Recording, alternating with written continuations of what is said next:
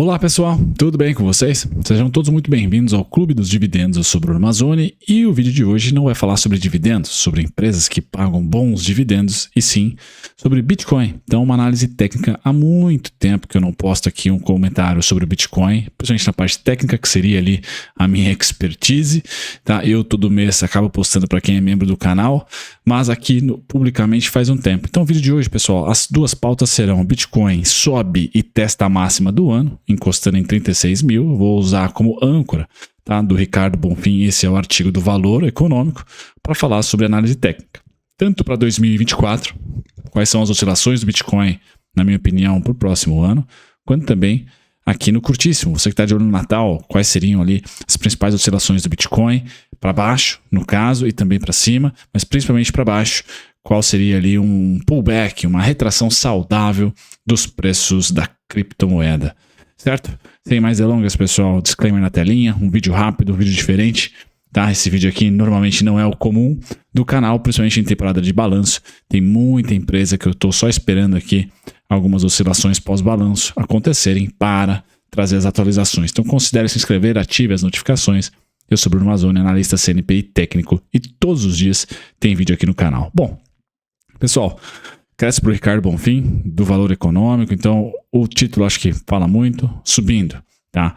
Queda no rendimento dos títulos do Tesouro dos Estados Unidos animou o mercado de criptomoedas. Se é verdade, tá? Com a queda dos Treasuries de 10 anos, eu sempre trago para vocês aqui esse gráfico dos Treasuries de 10 anos, que não é da Magalu, mas sim o US 10, né? Ou Big 10, aí se você preferir, US 10Y, tá? Que seria aqui a curva de juros de 10 anos norte-americana, quando está rendendo, tá? Ao longo dos próximos 10 anos, o que o Wall Street está precificando para a curva, e ela recentemente fechou bastante, tá, pessoal? Bastante aí para os níveis dos últimos 3 meses. Agora, a gente tem que falar muita verdade. O Bitcoin subiu, pessoal, e está subindo. Vamos pegar o gráfico do BTC. Tá? O BTC está subindo desde o início do ano. Para ser exato, exatamente desde janeiro. E eu vou trazer para vocês aqui o meu viés peculiar da análise gráfica, né? Mas antes, o Bitcoin está subindo desde janeiro e a curva de juros está abrindo desde abril. Tá? Desde abril, a curva de juros americana, desde esse momento que eu vou trazer a seta aqui para vocês, está abrindo. Tá? Curva de juros para cima, americana, pior, tá? Para os ativos de risco. O Bitcoin seria, em tese, um deles.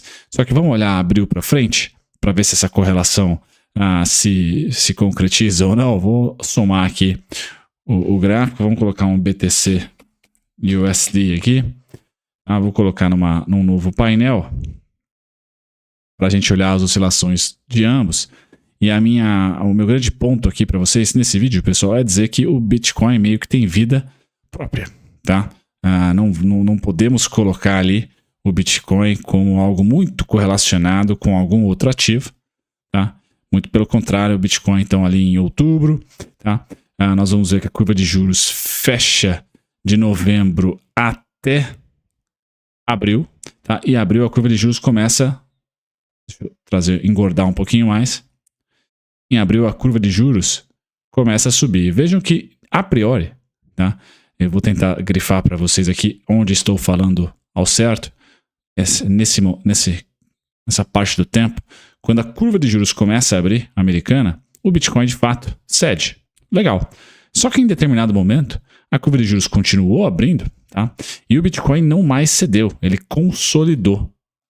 Então, consolidar enquanto o ativo ali que, em tese, né, deprecia o valor de quase que todos os outros ativos de risco, é o preço mais importante do mundo, é a curva de juros 10 anos americana, né? Enquanto ela continuou abrindo, o Bitcoin deu um sinal de resiliência. Que sinal foi esse? Subir? Não.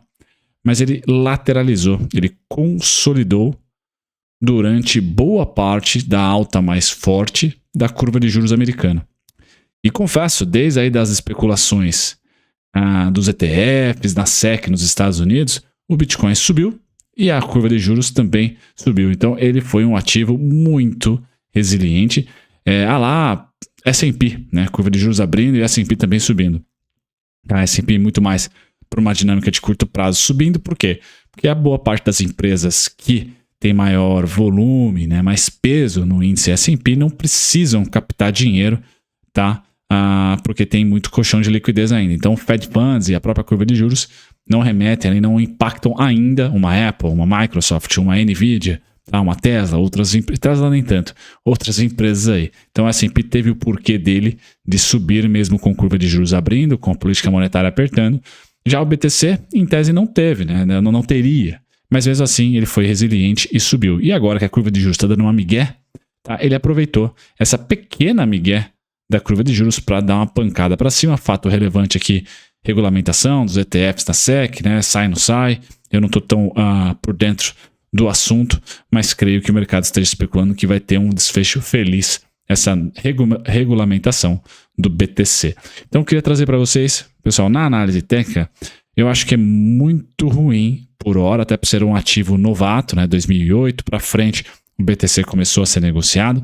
Não adianta traçar ali qual que é a principal correlação, né? Tem gente também falando sobre o ouro, você vai lá e compara o BTC com a rentabilidade do ouro, para onde um vai, o outro vai atrás, são dois ativos de proteção de risco, por exemplo. O ouro também não teria, pessoal, grandes correlações ali com o BTC, tá?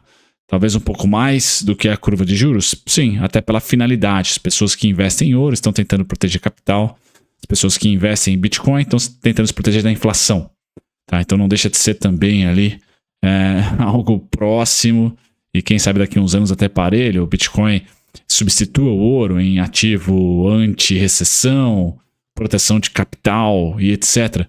Só acho que, minha opinião, para finalizar, não há ainda uma correlação muito legal do BTC para com outro ativo de risco para a gente saber tentar programar um trade, uma alocação macro mais intensa ou menos intensa a partir de uma correlação específica. Eu não achei ainda essa correlação.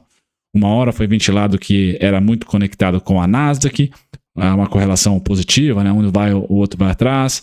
Aí de repente não, curva de juros, DXY, ouro, enfim. Estão tentando achar ainda um fluxo ainda mais correlato aí com o BTC. Na minha opinião, não é a verdade, estou dizendo, não existe ainda, tá bom, pessoal? Tem que esperar um pouquinho mais maturidade aí para o ativo, e aí sim a gente pode traçar logo, quem sabe, um ativo correlacionado para nos guiar melhor, ou pelo menos para ajudar a gente no planejamento de maior alocação ou menor alocação, a depender ali de como a correlação específica está. Bom, falei, pessoal. Para 2024, Bitcoin, gráfico mensal, vamos começar com ele. Tá? A minha expectativa aqui para 2024 no BTC, tá? Deixa eu tirar um pouquinho do zoom do gráfico, agora sim. Então, a minha expectativa é a seguinte, pessoal, nós estamos em uma região de resistência, 36.097 aqui, tá? Mas eu não acredito que ela seja mais forte, tá? Se eu pudesse desenhar, fazer uma arquitetura aqui dos preços, uma projeção dos preços, pessoal, nós estaríamos provavelmente, deveríamos entrar provavelmente nessa faixa vermelha, e aí sim, em algum momento de 2024, ceder para os 29.230, 27.616.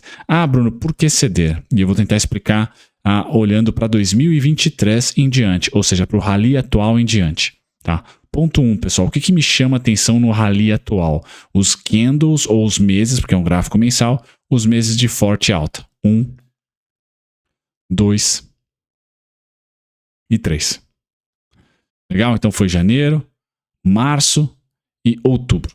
Foram os meses de forte alta. O que esses meses têm em comum? Tá, pessoal? Esses meses têm em comum que o mês seguinte, ou os meses seguintes, nós tivemos uma retração que eu vou chamar de retração vermelha. Retração vermelha aqui, que invadiu cerca de 30% a 50% do mês de alta. Retração vermelha acolá, um pouco mais complexa, mas em números, em valor nominal, muito parecida, se não idêntica. Tá? Então, de novo, invadindo aqui 30% a 50% do candle de impulsão. E agora nós estamos nesse candle aqui. Tá? E eu, como sou analista que acredita que a história rima, tá? Vejam que pode até romper a máxima, como já rompemos aqui do candle do mês de expansão de preço, mas a tendência é uma leve consolidação com uma queda nominal. Queda nominal que eu chamei de vermelho. Tá?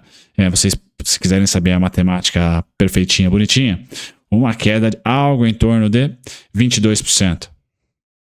Tá? Algo em torno de $5.720. Tá? $5.720 aproximadamente. Tá? Aqui também nós tivemos algo em torno de 21%. 6.900. tá? Depois ou antes nós tivemos 20%, 6.300, tá? Então, essas oscilações é que eu imagino para o próximo trimestre, tá? Por mais que o Bitcoin esteja em uma alta, e está em uma alta forte, tá? O que eu vou desenhar para 2023, olhando para 2024, perdão, olhando para 2023? Eu vou desenhar uma curva, tá? De preços que tende a fazer uma barriga, tá? Nos próximos meses, para depois voltar a ter uma oscilação compradora. Então, mais ou menos essa setinha verde, que seria o cenário projetado, meu cenário base, tá? Para o BTC.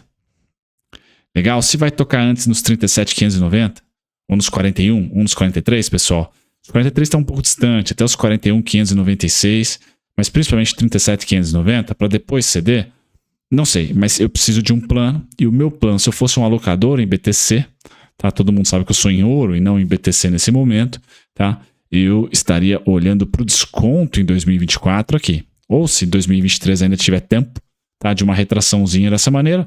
E confesso, né? As retrações duram em torno de 1 mês e meio até 1, 2, 3, até um trimestre, vai um pouquinho mais do que um trimestre.